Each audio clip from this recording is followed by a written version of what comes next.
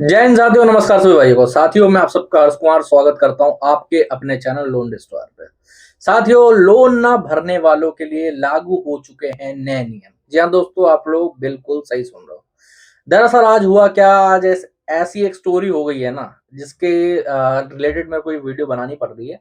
वरना मैं ऐसी वीडियो बनाता नहीं है, लेकिन आज जो है वो वीडियो काफी अलग होने वाली है। ठीक है, इन रिकवरी वालों के नए नए तरीके, जैसे हम लोग कहते हैं ना कि टाइम के साथ आदमी डेवलप होता जाता है। जैसे आप लोगों को अपने राइट्स पता होना स्टार्ट हो चुके हैं अब। आज से अगर 5 साल बैक पे हम चले जाते हैं, तो वहां पर लोगों को, डिफॉल्टर्स को, अपने राइट पता नहीं होते थे।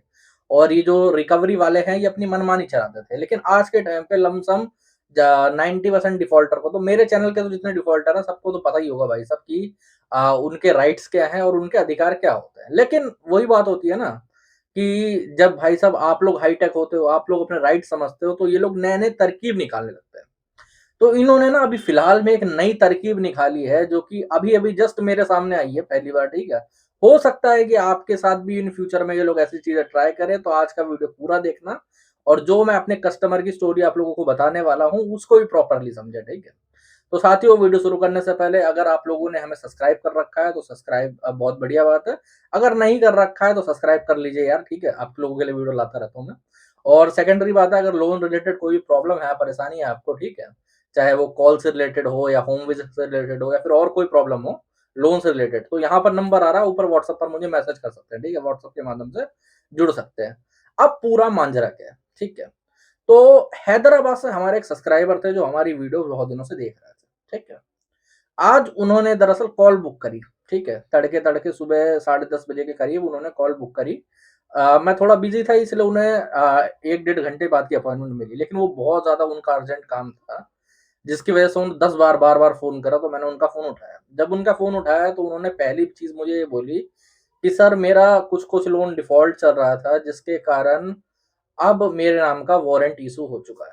तो मैंने बोला, यार वारंट इश्यू हो चुका है, आपको समन आया?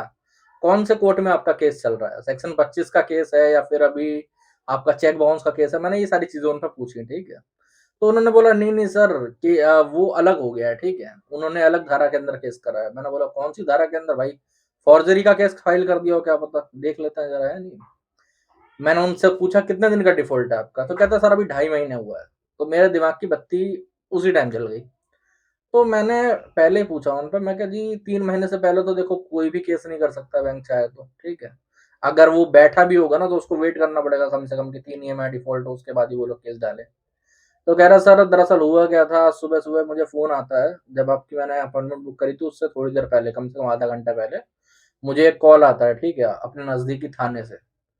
और उन्होंने बताया कि आपका ये केस चल रहा है, ये वो है, वारंट आपका हो चुका है इश्यू, अब आप देख लो आपको क्या करवाना है, या तो इस केस को आप बेल वगैरह लीजिए या फिर अपना इस केस को यहीं पर लोन वालों से बात करके खत्म करिए। तो मैंने बोला कि भाई साहब, आपको कैसे पता कि आपके नज़दीकी थाने से ही वो फ़ोन आया है? कस्टमर से ऑन कॉल पूछ रहा था मैं। तो कह रहा, सर मैंने ट्रू कॉलर पे चेक कर लिया, ठीक है? वहाँ पर भी ये शो कर रहा है और रेड होके आता है वैसे ट्रू कॉलर पे, ठीक है? बट ये जो है ये अपना ब्लू होके ही आ रहा था, ठीक है? जैसे स्कैम कॉल होते हैं ना, वो रेड हो जाते हैं, आप लोगों को पता होगा, ठीक है? लेकिन जो नॉर्मल कॉल्स रहते हैं वो ब्लू कलर के ही शो होते हैं, ठीक है? वहाँ पर। तो मैंने बोला, यार ऐसा भी हो सकता है कि कोई नया नंबर से वो लोग कॉल कर रहे हो जिस पे अभी तक किसी ने कंप्लेंट करी ही ना हो, इसलिए वो स्पैम में शो नहीं हो रहा होगा, है ना? मैंने बोला, आपने उनसे वारंट की कोई कॉपी वगैरह कुछ ली या फिर कुछ करा है? कह रहा, हाँ सर, उन्होंने वारंट की कॉपी भेजी है, व्हाट्सएप पर भेजी है, आप देख लीजिए, ठीक है? तो मैंने वो फ़ोटो देखी। अब उसपे क्या था, वो वारंट तो देखो रियल था, ठीक है? लेकिन अभी कहानियाँ खत्म नहीं होती है। वारंट रियल था, लेकिन वो वारंट पे पता है केस कौन-सा साल का था? 2023 का। अभी 2026 स्टार्ट हो चुका है। मतलब वो लोग एक फेक वारंट, उन्हें कहीं से उसकी फ़ोटो मिल गई होगी रिकवरी वालों को, तो वो उसपे कस्टमर का नाम चेंज करके, एडिट करके और बाकी सारी चीज़ें एडिट करके कस्टमर को भेज रहा है। तो मैंने बोला, अभी तक उनसे बात करवाइए भाई साहब, कौन भाई साहब हैं वो, उनसे बात करते हैं, देखते हैं कौन है, रियल है, क्या है, फेक है। तो कह रहा, सर उन्होंने तो मुझे 1 घंटे से डिजिटल अरेस्ट कर रखा है। मैंने बोला, यार डिजिटल अरेस्ट तो अब तक स्कैमर करते थे, ये रिकवरी वाले भी करने लगे क्या? तो कह रहा, सर हाँ, मैं तो व्हाट्सएप पर वीडियो कॉल उन्होंने ऑन कर रखा है, मैं तो आपसे दूसरे फ़ोन से बात कर रहा हूँ जैसे-तैसे करके, उसको म्यूट पे करके कॉल को, उन्होंने अपनी स्क्रीन बंद कर रखी है, कभी कोई साहब आ रहे हैं मेरा बयान रिकॉर्ड करने के लिए, कभी कोई साहब आ रहे हैं, बोल रहे हैं कि 30,000 रुपए की पेमेंट करो वरना ये हो जाएगा, फलाना करवा देंगे, ढिमकाना करवा देंगे। तब जाके मैंने कस्टमर से बोला, मैं कहा किसी से कोई बात करने की ज़रूरत नहीं है, आप तुरंत उस कॉल को काटो और उस नंबर को ब्लॉक करो। कस्टमर पहले थोड़ा मतलब अपना हेजिटेट करने लगा कि सर रियल हुआ तो क्या होगा, फलाना-ढिमकाना। तो मैंने प्रॉपरली जब मैंने उसे तसल्ली दी कस्टमर को, सारी चीज़ें समझाई, तब जाके उसने उसे ब्लॉक करा और ब्लॉक करने के बाद उनका नंबर वगैरह हटाया जो भी था, ठीक है। अब आप लोग सोच के देखो कि लोन रिकवरी वाले किस-किस प्रकार से अपना गिर चुके हैं। मतलब अब तक मतलब ये सोच लो कि कोई एनबीएफसी के 1, 2, 4 रिकवरी एजेंट होते थे, वो कभी-कभार ऐसी हरकतें कर देते थे। लेकिन आप सोचो स्कैमर वाली हरकतें चल रही हैं, ठीक है। ये तो समझ में आता है कि कस्टमर को फ़ोन करके चलो थोड़ी बहुत वो गाली-गलौज कर रहे हैं, तो कस्टमर उसको बर्दाश्त नहीं करेगा और 4 गाली अपनी तरफ से भी दे देगा। लेकिन डिजिटल अरेस्ट करने की ट्राई करी जा रही है। 1 घंटे से वो बंदा बैठ नहीं मतलब आधे 1 घंटे से वो बंदा वहीं पर बैठा हुआ है वीडियो कॉल पे, वो अंदर डरा हुआ है, ये हो जाएगा, वो हो जाएगा। क्लाइंट ने मुझे खुद बाकायदा कॉल पे ऑन कॉल बोला था कि सर मैं इतना डर गया था, मैं सोच रहा था मैं कुछ कर लूँ जाके। क्योंकि मैंने सब जगह से ट्राई कर लिया लेकिन मेरे पास 30,000 रुपए जुड़ ही नहीं रहा था कि मैंने पेमेंट कर दूँ। अगर 30,000 रुपए हो गए होते तो मैं पेमेंट कर भी देता।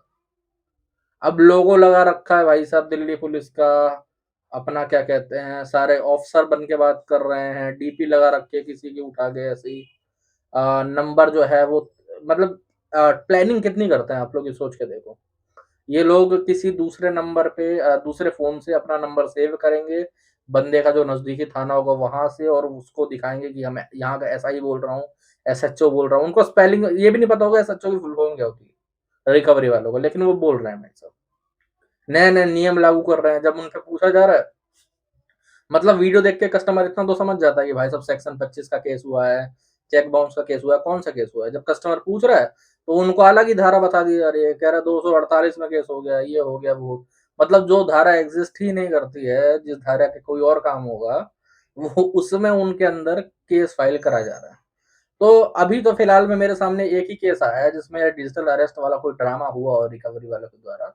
लेकिन मैं आप सभी पे कहना चाहूँगा कि देखो रिकवरी से डर के आप जितना रहोगे ना, रिकवरी वालों से जितना ज़्यादा डर के रहोगे, जितना ज़्यादा उनको प्रेशर क्रिएट रहेगा उनका आपके माइंड पे, तब तक आप परेशान रहोगे, ठीक है? मैं आपको यहाँ तक बोल रहा हूँ, कुछ-कुछ मेरे सब्सक्राइबर ऐसे हैं, जिन्होंने हमारी वीडियोज़ देख-देख के इतनी अच्छी ट्रेनिंग ले ली है, समझ रहे हो? तो उनको कभी-कभार क्या होता है ना, जैसे आपको पता होगा कि अगर आप लोग कॉल पे इनसे जैसे ये गाली दे रहे हैं, आप 4-5 गाली बक दो, तो ये लोग आपके कभी-कभार कॉन्टैक्ट लिस्ट पे फ़ोन कर देते हैं, ठीक है?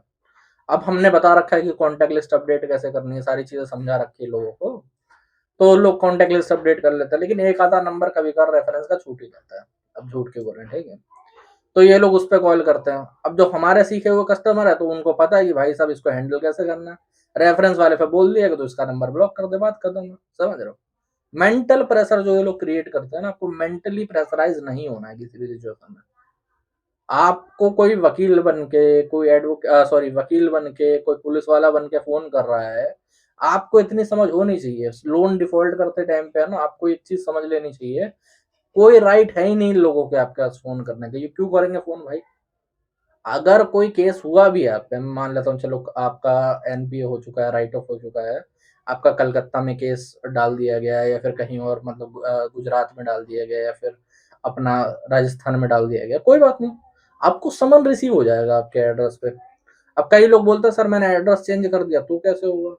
अरे मेरे भाई एड्रेस चेंज करा है ना, डिजिटलाइज़ भी आजकल समन आ जाता है, समझ रहे हो?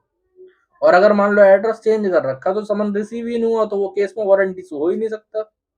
वो केस ही आगे नहीं बढ़ सकता। जब भाई साहब समन इश्यू होगा, जब समन रिसीव होगा तभी तो केस में आगे वारंट वगैरह इश्यू होगा, है ना? सोचने वाली बात है कि नहीं है?